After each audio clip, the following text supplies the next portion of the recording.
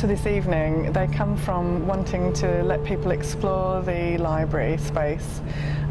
You'll see it from a special perspective because hardly anyone will be here. It's only 35 people. And we really wanted to explore the idea of a public institution after it's been closed. So instead of being this welcoming, safe haven for where people can come to explore books, it becomes something a little bit sinister. And that's where Alice in Wonderland comes into play. So the idea is that you enter this place, you don't know what to expect, and we take people on a journey around the library. So people will stop and eat and have little pit stops at certain points around the library and interactions with some of our actors. So they'll view the library and they will come out as different people. So all part of that experience then? Yeah, it's meant to be a whole lot of fun. Yeah. So was there anything in particular about that Alice in Wonderland theme that sort of drew you towards that, or how did you come up with that? I think the idea, they wanted us to be inspired, Capsule, who commissioned us, wanted us to be inspired by the literary texts. And so we just thought the unheimlich is something that we really like to explore, the strange. And you get that in Alice in Wonderland. You take a drink and you go down the, well, I think she falls down the rabbit hole first anyway, doesn't she? And then she takes a drink to get smaller.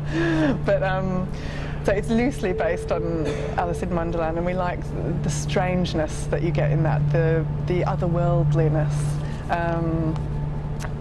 That this experience is totally unlike your daily experience. I think food is something that we've always been interested in. Kay Winwood, the other person in Companis, she's always been interested in the social aspect of art, and food facilitates that. And I've been interested in the shared experience that food facilitates, so very similar things. And we like teetering on the brink of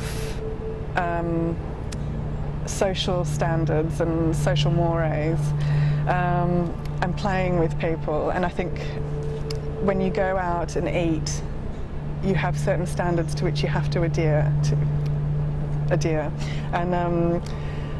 And in the same way, when you go and see a performance, you become a different person, or the person performing puts on an act. So there are similarities there which we like to play with. How have your events evolved over the past few years? You held Boned in a couple of years ago, which paid homage to Gordon Matta Clark's Bone Meal piece in the 70s. So yeah, how have you come on since then, and what's changed about it?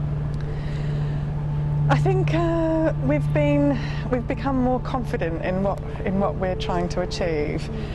We still actually would really like to go back to those sort of ideas, the everydayness in Gordon Matta Clark, but the humour as well in his work, and also Fluxus is something that we really want to go back to. We love the instructional nature of Fluxus and the humour that's in that.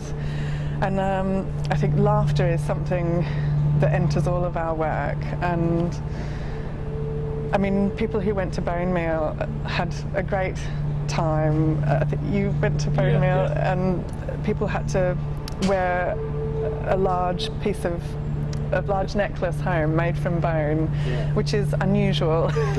They were lovely. Yeah, and I think the idea of transgressing dining etiquette, that's still very present in what we do. So, November's a busy month for Companis. What other projects do you have planned during November and for the next few months? Well, the next project for us will be with the Icon Gallery, and they have got a multiples exhibition in November, and they've asked us to do something for that. And for that, we're going back to Fluxus, and we're doing a version of the Flux Kit, called a fuck kit. This sounds amazing. Thank you very much. Okay. Sian Tompkin, thank you very much. You're very welcome.